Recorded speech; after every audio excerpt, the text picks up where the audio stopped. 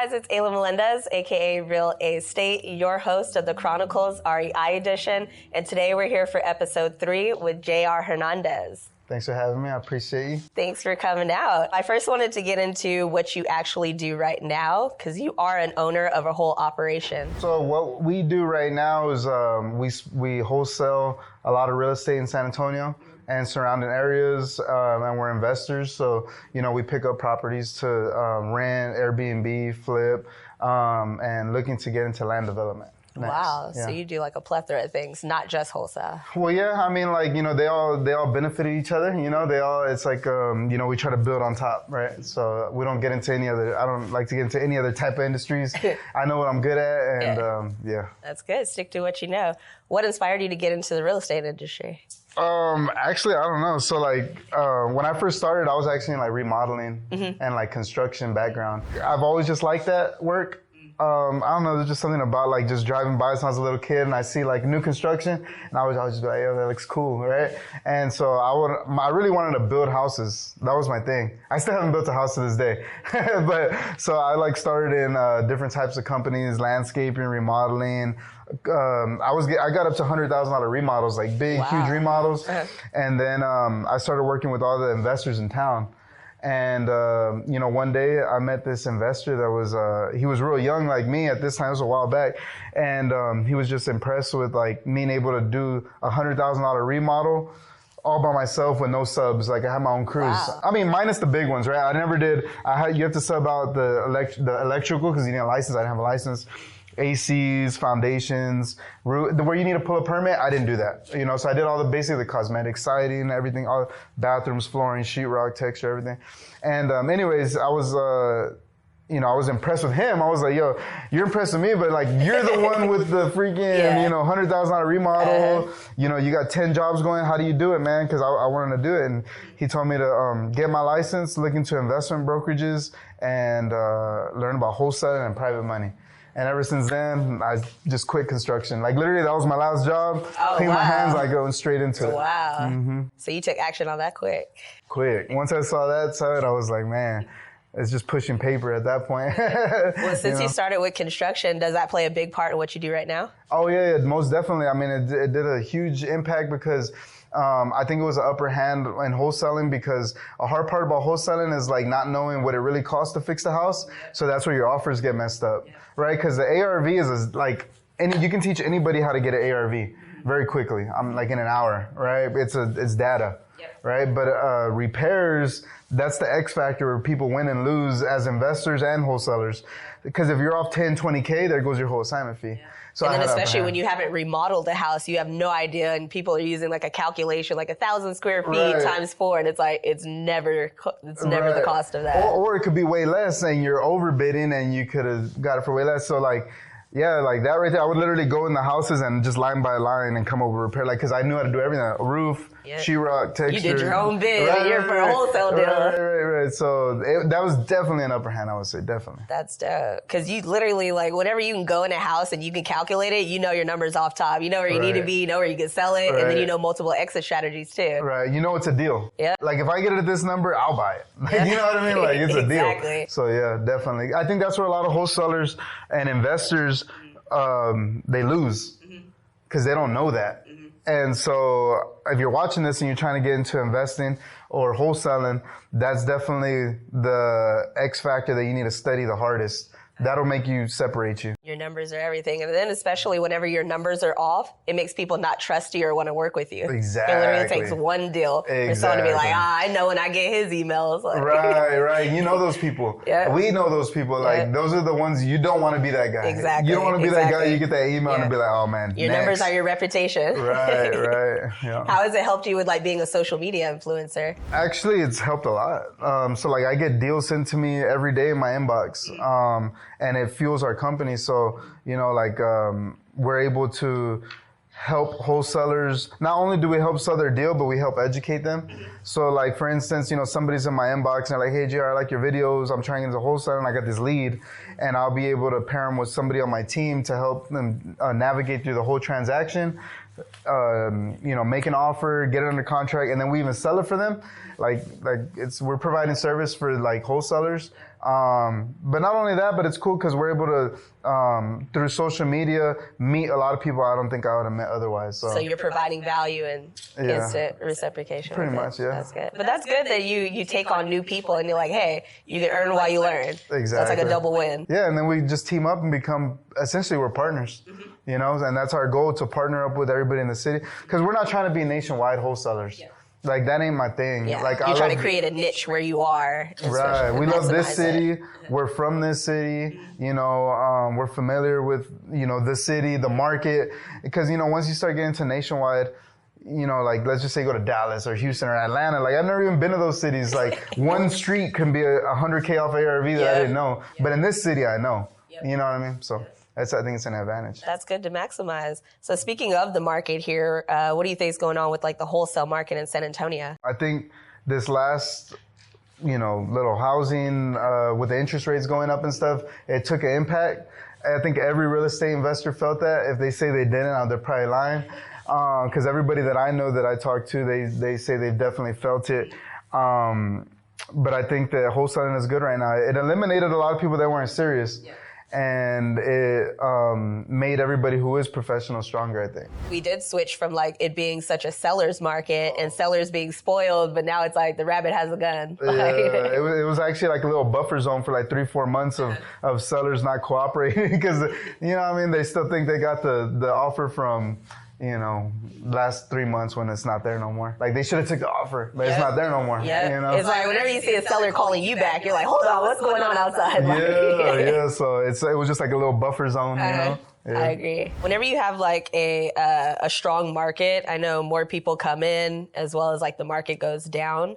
But how do you stay on top of the actual change? Like, how do you shift with that? Well, since we're in one market, we're able to move and navigate a lot better, right? Because we know this market so well that, the data and the ARVs, all we got to do is just compress the days, the comps to 2-3 months, and we can adjust and pivot fast. You know what I mean? So when other cities where we don't know, we're just not familiar, we can't, you know what I mean? So we're able to navigate, and since we're a smaller team in one market, we're able to pivot real quick. So like in the last correction, we pivoted in like a week. Oh, wow. And we were still getting deals. Like our deal flow, it did drop a little bit, but we were able to pivot so fast that we didn't really miss a beat, to be honest. Clutch. Yeah, we came in clutch. How would you personally measure success? Like, what does that look like to you? I was just listening to a book, and it struck a chord with me because, like, success to me is like, it's not a number, a dollar amount, because everybody's ambitions are different. So, like, for instance, like, let's just say somebody that just wants to teach or get, elementary school student to middle school successfully. Yeah. And that's all she does, that's success. Yeah. Or somebody that just wants to serve the community as a police officer and does a great job at it, that's success. So it's not really a dollar amount, it's about knowing who you are, setting a goal, and reaching that every day. So someone pretty much actively working toward what they want is success? Yeah, or success is knowing who you are and having a goal in your life and achieving it. Like, it's not a dollar amount, it's not nothing like that, because people, like, in America in this day and age, they think it's like a Lambo and all this, but like that stuff's not real success. Like, you won't even be happy when you get it. And like you're like, what's next? Yeah, it's really not. It's like knowing who you are inside and fulfilling that. And you started your wholesale business from the ground up, right? Yeah, we started. Did you start out solo? Yeah. I started out solo. I brought a few of my cousins in from, typical Hispanics, right? Call them the first people I knew. One of them even came from Houston with his fiance. And one of them just quit his job, trusted me. And we just, but I was definitely by myself. I was like in a little 8x8 room. And then we filled it up till we didn't even have room to spread our elbows or move our chair back. And started from the bottom. It was cool. And then we took over that office, then another office, and now I got my boy Alejandro with me. Shout out Alejandro, helping us grow and grow. I remember when he started with you. He's been a loyal person on your team. Yeah. I mean, so like, you know, you treat people right and they'll stick with you. You know what I mean? Like I feel like I'm a giving person. I'm not very selfish. Like, you know what I mean? I try to look out after everybody. What were some of those biggest challenges whenever you were starting out, and the fact that you have your own wholesale business, you have your own team? These are people that, come to you. You're responsible for them almost. So, like, what were some of those biggest challenges? Well, it's a lot of pressure at all times because you got to make sure everybody's making money. And, so that's always a lot of pressure. And you want to keep your team. You want to keep everybody happy. And most of the times, everybody is making good money. Thank God, but that's a lot of pressure. Like, if somebody's not doing good, you don't want to lose them. Especially when it's on commission, too. And it's commissions, so that's definitely the most pressure that I feel when it comes to running it. I know you spoke on, like, the challenges with your business specifically, but just in the wholesale industry itself, what type of challenges do you see, like, on a day-to-day basis? Oh, man, you know about wholesaling. Wholesale's rough. The wholesale game is rough. If you're a realtor, you got it easy. Like, man, we deal with all the problems, title issues, deals falling apart, buyers backing out on closing, sellers wanting to back out on closing day, deals not appraising, and it's rough out here. So, like, wholesaling, if you're not wholesaling real estate and you're getting into it, just you're going to have to be mentally tough to be in this game. I agree. Especially at a high volume, too. What do you think is the difference between, what a wholesaler does and what a realtor does? Like, what's that biggest challenge from mentally, the day-to-day? Like, what's the biggest difference between those two roles? They're not the same at all. I mean, like a realtor to me has it made. Like, you're on everybody's good side. You're basically an attorney for real estate. Like, you know what I mean? Like providing just a service. Yeah, like you're actually serving a client. Yeah. In wholesaling, you're not really you're kind of just a transactional type of deal, right? But a realtor, you let hold people's hands throughout the whole process, make sure they get the most money, make sure they get the best deal. Wholesaling is like a cutthroat business. Like, you're trying to get the best deal for your team, and it's rough. Yeah. Like, it's so many negotiations you have to do in wholesale versus like a realtor. It's always realtor to realtor negotiations. Right. Like, when you're wholesaling, you got to negotiate with the seller, with the buyer. You got to get all your ducks in a row, and it's like so many people in one transaction. It takes one person. Nobody's getting. It's very confrontational. Yeah, I agree. Like, you literally have to be a problem solver to get through a wholesale deal. Yeah, like a realtor's all nice guy. Like, I'm here to help. Yeah, I'm representing them. Yeah. I'm the face. We're gonna get you a house. Wholesaler, like, no, you got to get in the trenches. Very confrontational. If you're not confrontational, don't jump in the business. Like, you're gonna have some uncomfortable conversations. Yeah. Especially when it's like, you're going to people's house, they're about to lose their home, their family's like on the line. Like, you got to be confident. Yeah. Like, you're their only resource. Yeah, and then to not be licensed, a lot of people that wholesale don't have experience with buying. So it's like, you're making a lot of promises, but you got to make sure that 10 people are agreeing. Yeah. I would say, confidence is key because you're actually telling people you're buying this house. Yep. And if you're not, it's just like, they got to believe you. You can ruin someone's life for not pulling through. You really could. And there's like no consequence to that. Yeah, you really could. To switch it up, tell me where you're from. I know you said that San Antonio is your home and you're very familiar with the market, but are you from here? Oh, I'm born and raised San Antonio, Texas. Nice. So this is like I said, I'll never plan on moving. I love this city. Yeah. And I think a lot of people sleep on San Antonio. Why is that? Like, they see us like as a little sleepy town. Like, we're literally, I think the last time I checked, we're number 6 in the nation population-wise. So, like, it's like, you got New York, you got LA, you got Houston, you got Chicago, you got Phoenix, and then you got San Antonio.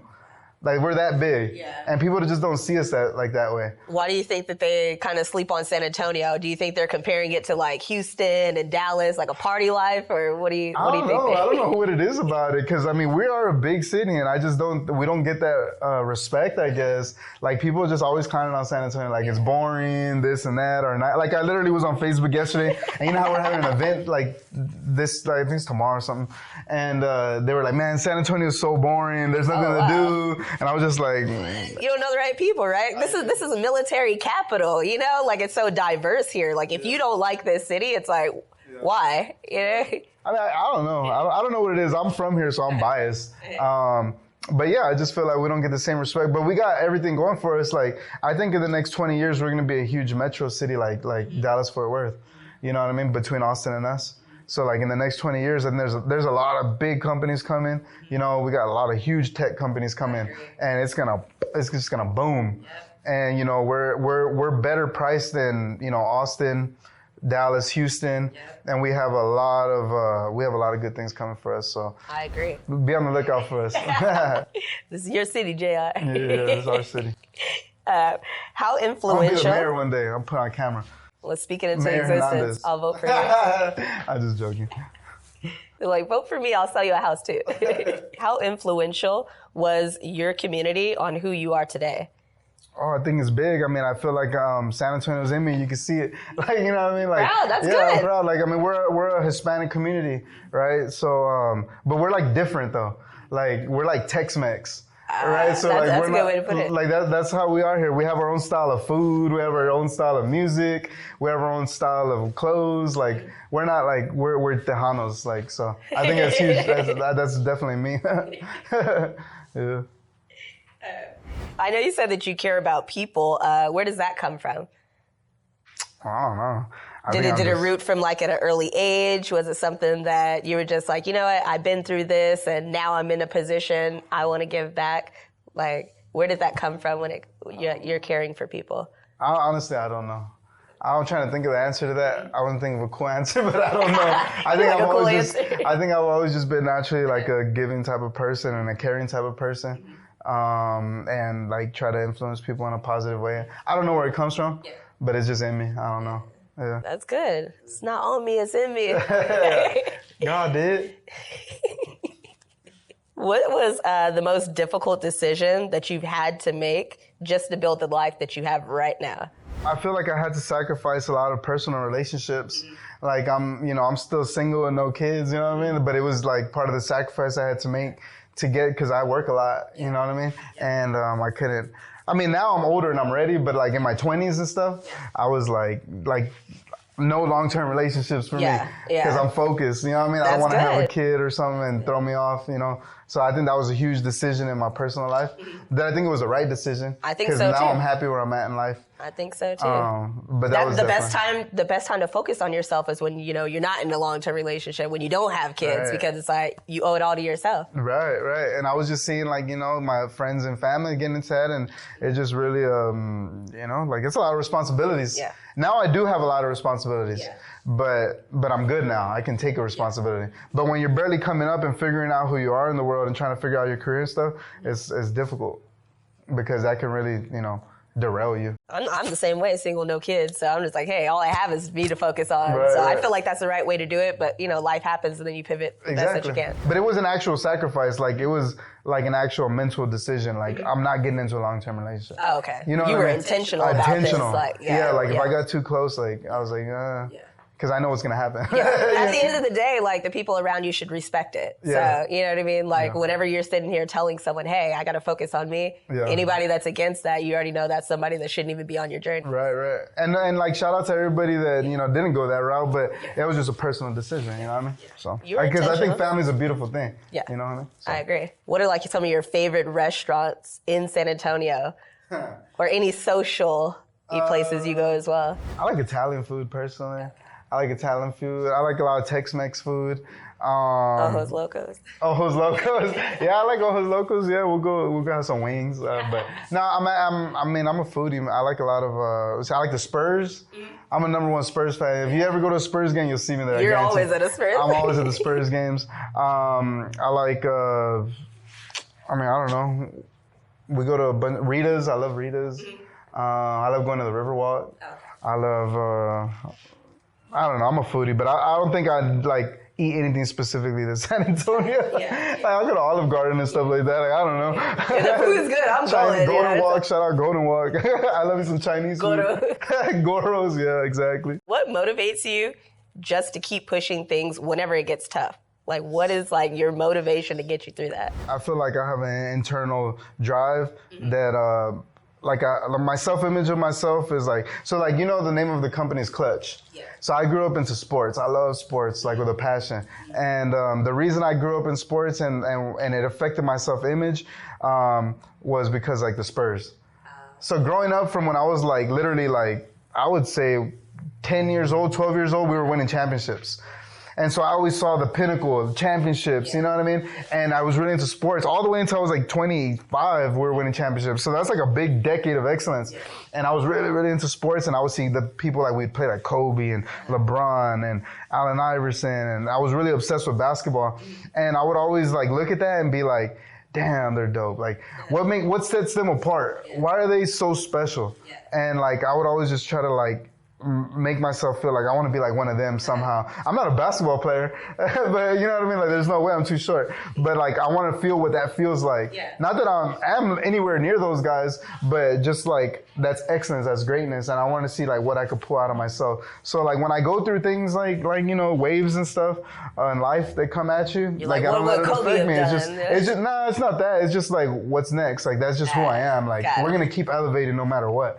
Like, if I lost it all today, my image of myself remains the same, and you're gonna see me do something else real high, like, you know what I mean? So it's just something in me that's like always elevating. I have to. I know that you have like a positive image to where you're like, hey, I was a fan, I saw them being great, I'm gonna implement this in my life and my business. Well, how do you think that you personally will change the world? Oh, damn. How to change the world? I don't know if I'm going to change the world, but... You're already changing people's lives with real estate and helping them. Well, that's definitely my goal. That's what I do social media for. So, like, a funny story, you know Max Maxwell, right? Yeah. So, when I first started in real estate, Max Maxwell, I met him, and he flew me, like, first class to his... I always tell people this story. He flew me first class to where he's from in Winston-Salem. And I was just like a big fan. Like it got me into wholesaling, right? And off his vlogs, that's why I do vlogs and stuff. And he told me, he said, like when we were over there and we were eating barbecue, I remember, and he goes, hey, you know when you met me, you saw this big 1,000-room full of people of my community. And I was like, yeah, most definitely I did. And he's like, why don't you do social media? And I was like, nah, I'm cool. Like, I'm low key, man. Like, I just want to stay under the radar. I'm good. And he was like, yeah, but you're doing a disservice to your community.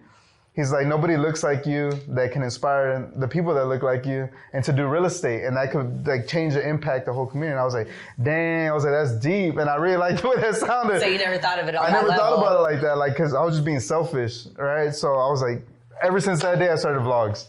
And so, yeah, my purpose for all that is to inspire.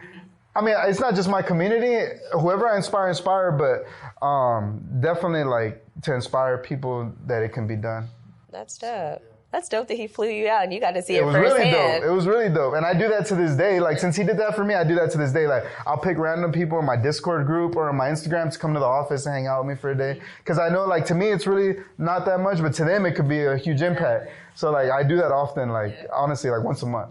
Or maybe like once or twice, every 2 months or so. And you just choose someone to fly out to come like check out your operation? No, I don't fly people out, but I just pick people in the city, like, hey, come by the office. And to them, it means something. Yeah. So and it changes their little trajectory, right? So I think that's cool. Yeah, all it takes is just to inspire one person. Yeah. And then it's like, you can look at something and be like, dang, I want to do that. But until like firsthand you get in that environment, like that opens up people's minds. Yeah. And like, social media is huge, right? So like social media is everything. Like if you're watching this, you should be doing social media. I agree. Like you don't ever know who you can impact. I agree. Yeah. And that's good that you know, like as many people that reach out to you, the fact that you can have personable relationships with them, that's very different. Yeah, I try to be as personable as I can. That's good. I know that every year technology changes drastically. How does that specifically like affect or benefit your business? I mean, every day is changing, right? I mean, social media in general is huge for our company. Like I was just telling you, like I do podcasts too. And so like ChatGPT, I'd literally be doing a podcast and it'll give me questions to ask the interviewer. And so like, it's always evolving and we're always evolving with it. Like who knows how AI is going to change real estate? Who knows how it's going to change our lives in general? Like literally, I mean, dang, the sky's the limit. Like that stuff's kind of scary, to be honest. Like that has a lot of power that I don't even think we're aware it has. It's like replacing jobs and everything. Replacing jobs, like everything. Well, they say that in 3 to 5 years, 80% of jobs are going to be replaced with AI. How is that change going to be implemented in your business? I think that number sounds drastic, and I don't think I believe it when I see it. 80% is a big number.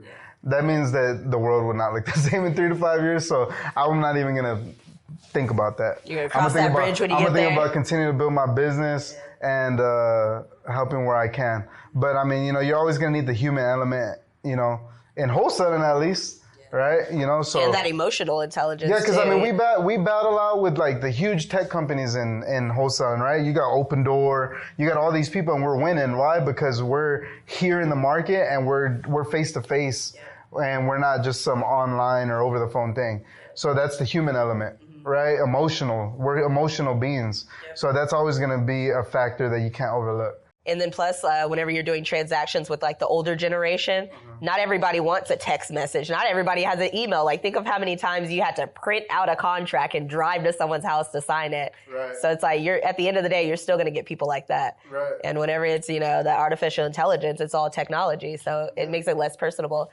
Yeah, like so many people, they're just like, nah, come to my house. I want to see who I'm doing business with first. Yeah. People like that are gonna, you know what I mean? Like, so that's where we do have the upper hand, in my opinion. Yeah, I mean, I don't think you can cancel out our spirit. Like, we're human beings and we're emotional. Like, that's huge.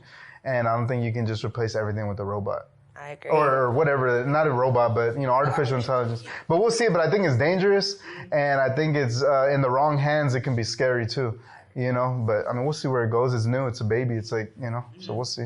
You're like, that 3 to 5 years is coming quick. Yeah. I mean, shoot, we could have created our own extinction. Right? I agree. No, we'll see. I agree. Do you think that, like, just being Hispanic play a part in your life? Like, do you see a responsibility to the Hispanic culture? No, I don't think so. No, I'm an American, I'm a capitalist, and I help anybody, but I think that I influence more Hispanics because just naturally we you know, gravitate towards people that look like us. And that's just how it goes as humans. You know, but no, I don't feel like I have responsibility towards Hispanics. Whoever can relate to me and likes me for who I am, because I'm very, like, what you see is what you get with me. I wear my emotions on my sleeve, my personality on my sleeve. Like, I'm going to be this guy everywhere. So if they can relate to that, no matter what color or where they're from, I'm with you. I'm American. You know, I'm a Mexican American, you know. But no, I mean, I don't feel like I do it for just Hispanics, no. But I feel like that's who gravitates towards me. Yeah, for sure. Do you ever think about your legacy? Of course, all the time. Like, I'm the first one that does many things in my family. Like, you know, I'm definitely like, yeah, my family's just, you know, 9 to 5. My dad's from Mexico, you know, and my mom's from here, but like, I'm doing things that have never been done in my family and trying to set the bar and like for my little cousins and nephews and everybody, for sure, 100%. What do you picture your legacy to be 100 years from now? 100 years from now? I want to be a real estate titan somehow. I want to see how far I could take it in real estate. You know, like I said, you know, we started in real estate with no knowledge, and I just want to see how far I could take it. None of my family did real estate. My dad didn't do it. My grandma, nobody in my family didn't even do construction. Oh, wow. Yeah, so I did all that on my own, learning from zero. So in 100 years, I just want to be known as a great real estate entrepreneur. Just regarding like anything from failure, what do you think is like the most important lesson that you've gotten from a failure? Failures are super important. I think failures is where I got all my charisma, where I got all my character, where I got everything I am today. Because winning just makes you arrogant. Yeah. Like, if you win too much, you just become arrogant. You got to take losses, and you got to get humiliated. You got to get like leveled. Because once you start like getting too arrogant, you think you're you think you're all badass. Life's gonna come and smack you hard. It's gonna humble you. Yeah, so that's how I always remain humble. Just I've had so many businesses that failed coming up. Like, I literally started in cutting grass, knocking on doors. So like from the bottom level. So I treat everybody like that. Like, you know what I mean? Like, I don't treat like I stay humble. But failures and everything, like business, relationships, life, diet, getting fat, like all sorts, those are all failures, right? That you learn from, though. I don't want to feel like that again. I don't want to lose again. I don't want to, lose my girl again. I don't want to do this. But that's the pivotal part of life that changes everything, that makes you grow. So that's everything. I don't think I learned anything from winning. Like, you know what I mean? It's just more momentum. But everything I am today is from a loss. Do you have a story behind like one specific loss to where you're like, you know what, I'm switching up. We're not going back to that. Oh yeah, most definitely. So it's funny. You want to hear it? It's kind of personal, but I don't really care because it's way back. It was in high school. I had a huge crush on some girl, right? And she was like, nobody's out of your league, but I felt like, like she was all popular and blah, blah, blah, and I really liked her. Huh? No names. No names. Right, No she names. might come back for you. No names, but so I had a huge crush on this girl, and I feel like I was lost in life back then. Like I was going down a bad path. I was like involved in bad things. Like I was just lost. I didn't even know who I was, and I really liked this girl, right? But she was like a good girl. So I was like, man, who's that? I'm trying to attract her. So I started like trying to change myself up and stuff. Yeah, get my swag together. And I was getting, like, I got real, like, we're getting there. But then we were going to graduate, right? And it was time for her. And she chose to go to college far away and leave me, like she didn't believe in me. Like, nah, I'm not going to bet on you. I don't think you're going to be nothing. And ever since that day, I remember I was so heartbroken. I was like, I'm changing everything. I'm going to prove this shit. Or like, right. no, she going to watch this. No. Maybe she will. I don't know, but thank you. Thank you. So I literally changed up who I was. Like that day, I started dressing out. I was just like, I'm going to prove it myself. I'm going to be a successful entrepreneur. I'm going to be somebody. That was the hurt you needed. It hurt. You were like, never again. I was depressed for like a little minute. I was sad, but those type of things pivot your life. Yeah. It's like, what? Okay. But like some people say, that's the thing though. Some people could take that and be like, just be depressed and go get fat and you just be sad all their life. And I was like, nah, I'm going to use that as fuel to go, do something. It was a pivot. Use it. That's just one example. There's many examples though. That was one that's very vivid in my mind. Yeah. That was like the beginning of the change right there. That was the beginning, right. Because I was going down a bad road, like, I ain't gonna lie. Like, I don't know where I would be if I was continuing to go down that road. Yeah. I was like, I want to be gangster. Like, I was just on that type of vibe. And that's not who I am. Like, I'm from hardworking parents. Like, that's just not me. You know what I mean? Like, my parents taught me to work hard, earn everything you got, stay out of trouble. You know what I mean? I had a good dad. I had a good, you know what I mean? So I was just going down the wrong road for nothing. Like, it was just my environment. Your mindset from that hurt changed your life. Yeah, exactly. Yeah. Is there anything that you wish you would have learned earlier in life? Oh my God. Come on. What's your top two? Oh, top two, first of all, real estate. Shoot, I would have learned wholesaling and real estate investing since I was like 10.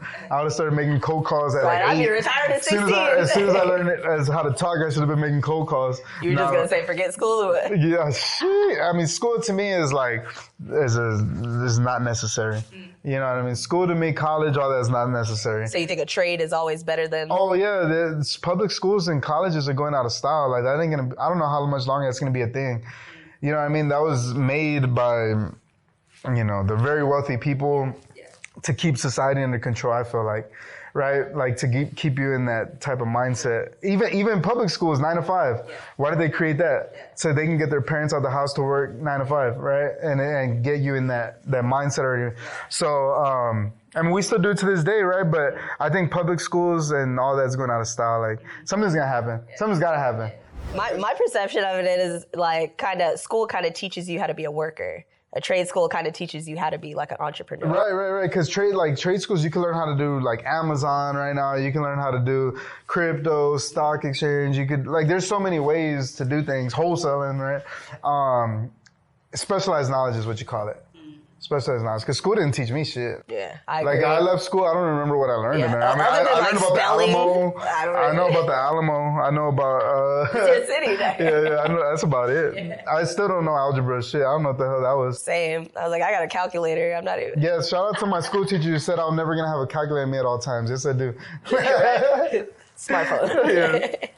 So other than real estate, what's something else that you wish that you would have learned earlier? Growth, and we're real big at Clutch about personal development, reading books, growing, maturing, and setting goals, keeping track of your health. So at our company, we're all about self-growth, self-development. That's something I wish I would have learned a long time ago. So that goes into a lot, right? So at our company, we reward people that, go to the gym, exercise, eat healthy, read books, stuff like self-development. That's the number one thing I wish I'd have learned. Because that's a shortcut in life right there. It's already beneficial in itself, so that's dope that you actually reward them. Like, hey, going to the gym is going to help you, but I want to reward you for bettering yourself. Right. Because at the end of the day, whenever you feel good, you perform good. Right. So, yeah. So mostly everybody in our office, we all got good habits for the most part. I mean, we're humans, but we all try to get better every day, and that helps us as a company. Well, you mentioned books of self-development. Do you have any top books that really impacted you? Because I know most people always say Rich Dad, Poor Dad. No, I don't have that one in mind. But the main one is Think and Grow Rich that everybody talks about. But it is true. That book, I have it in my backpack. Like, I keep that thing on me. Think and Grow Rich. You got to study it like a book, like a study guide. It's like a Bible to me. You get more out of it the more you read it. Yeah, so what happened in that book is it's a guy who studied. What he did, it was a journalist, right? And he was able to be with Andrew Carnegie, who was the richest man at that time. He had a big steel company. He was like in today's terms, it'd been like a crazy billionaire, I don't know, maybe even a trillionaire, but it was like a huge amount of money. The richest man in the world at the time. And he was able to be around this guy, and he said, look, I'm not going to pay you for this, but I'm going to give you my resources of all the richest people. I know 500 of them, presidents, entrepreneurs, and everything. I'm going to give you access to them for interviews and study them. So he studied the 500 most successful people in the nation at that time. And this is in the industrialist age. So there's a lot of come up in America at this time. Railroads, oil, like a whole bunch of stuff, right? It was developing as a country. And he put everything he learned in 20 years in a book on what made success. And so study that book. But I read it a lot. That's my number one. Psycho-Cybernetics. Psycho-Cybernetics is a great book. That one teaches you about your self-image and how you see yourself is how you are.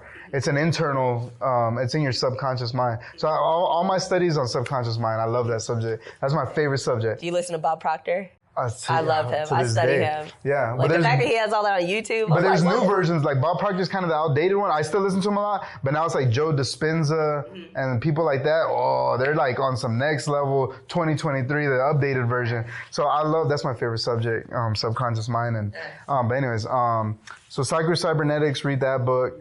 Another book, let's see if I had to put it on my top 3. I like The Big Leap. The Big Leap is a real good book that I think I made some good decisions off of. What'd you get out of that book? So The Big Leap is about like your personal ceilings, right? Like, because we all make the same decisions every day, and it's about how to like literally simply to be in the same situation that you are today, but tweak your decisions to make big leaps. Like, you're holding yourself back and you don't even know it. Self-sabotage. We self-sabotage ourselves and we don't even know it. Like, it's in our subconscious because of our self-image. We want to keep ourselves where we think we should be. And that book helps you open and understand that. And once you start figuring certain things out about yourself, like, just bam, you can shoot up. But they're hard to find, though. It's like we have these blind spots that we don't even know we got. So it's like, it takes a lot of time, though. And How many times have you read that book? A lot. I've read all those books a lot. Listened to them, all that. What advice would you give someone that is just a new entrepreneur? Like, what's that core advice that you're going to help someone just starting out? I like to give real raw advice. Be ready to fail and like be ready to quit. And if you don't got that in you, don't do it. Go work for McDonald's or something. Or go get a job. No, seriously, it's tough. It's hard. It's gonna test your will. Be ready for the worst. It's gonna say you're gonna want to quit. You will want to quit. If you're really starting from the bottom with no handouts, no money, no resources, you're gonna want to quit. Like, it's a rare game where people become successful. It looks great. I know you see my Instagram and YouTube and you think, oh, that looks dope, but you don't see everything. You don't see everything. It's hard. And so just know that coming in, like, set your expectations correctly. Yeah. So what advice would you give 19-year-old JR? Damn, if I was Knowing 19, what you know now, you're like, hey, JR. Man, I would say don't worry about girls right now, because I was chasing women and partying. I stopped partying and put your head in the books and start on your self-development journey and, get on books and set goals. If you were to talk to your 80-year-old self, what would your 80-year-old self tell you today? I hope he's going to tell me he's proud of me. I hope that's what he would tell me. He's proud of me. And keep going. Don't give up. Don't give up. We got to make it to 80. You got to make it to 80. I hope you're handsome, by the way. I hope you're still handsome. I hope you're living a good life, man. Right? In San Antonio, right? In San Antonio, Texas. Hopefully we buy the Tower of America and then just make it a penthouse. Well, I enjoyed that response. And thank you so much for coming on the Chronicles R.E.I. edition for episode 3. I really appreciate our conversation today. I appreciate y'all for having me. Thank you. I really enjoyed doing this too, so thank you. Yeah.